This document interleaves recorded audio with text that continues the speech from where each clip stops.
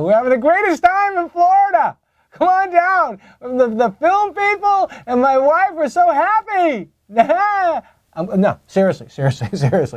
Everybody should make a documentary, a web series. Everybody should make a web series with their friends. We're having a gas.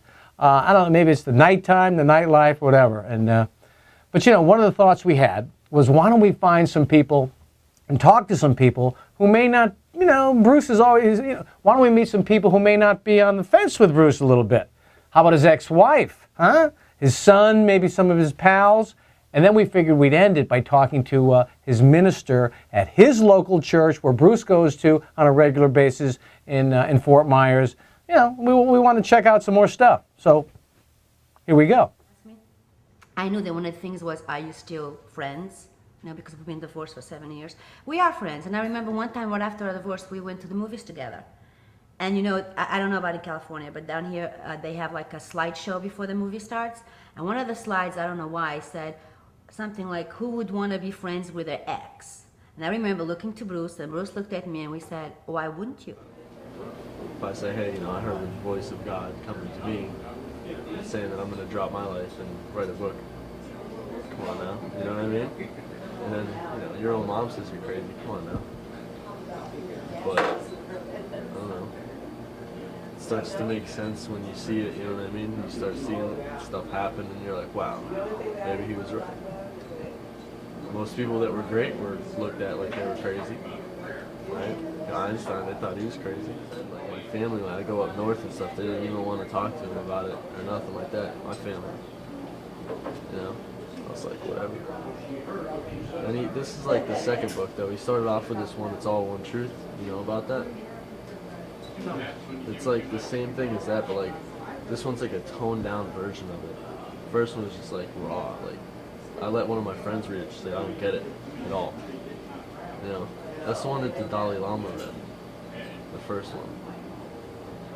What did the Dalai Lama think of it? You said it was good, but I mean that's the Dalai Lama. The average person's gonna be like, you know, what the hell is this? You know. So. Michael loves his father very much. There are times when he doesn't understand them, but he still loves them. You know, that's his dad. They just live in the now. Live in the now. There's really no future, really. That's all there is now.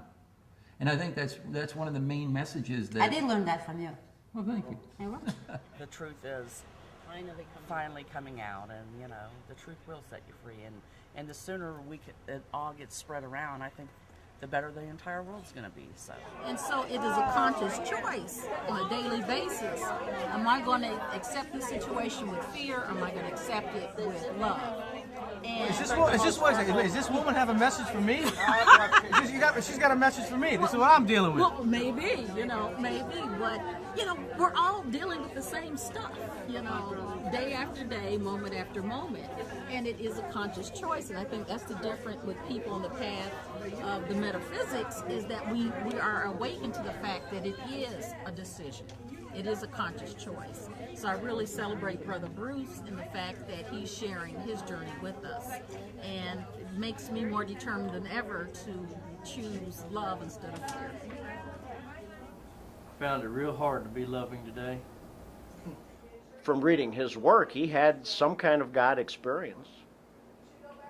He has had to have. I mean, he writes about quantum physics and some other things. I mean, if he found those things by accident, he was able to put them in order within his writing to where it made sense. That's what caught my attention.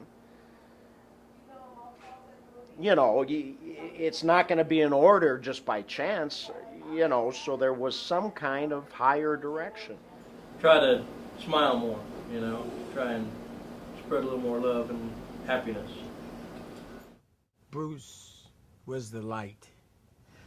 Bruce was the person that brought to me an education. He showed me how to love, how to forgive, and most of all, he gave me the faith, he gave me the courage to believe. And that's what I've got to say, and that's what I'll say until the day that judgment comes and I stand before my God and say these words over and over and over. You'll never change me because I am being myself.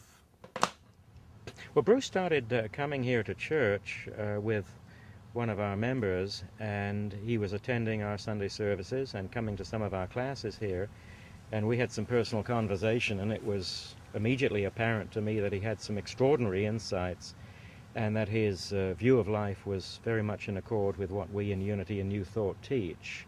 And we had some interesting conversations. And then when I discovered that he'd written a book, of course I was eager to see that, and I was surprised, I think is the word, even amazed at his very considerable and I thought sophisticated grasp of the kinds of spiritual principles that we teach.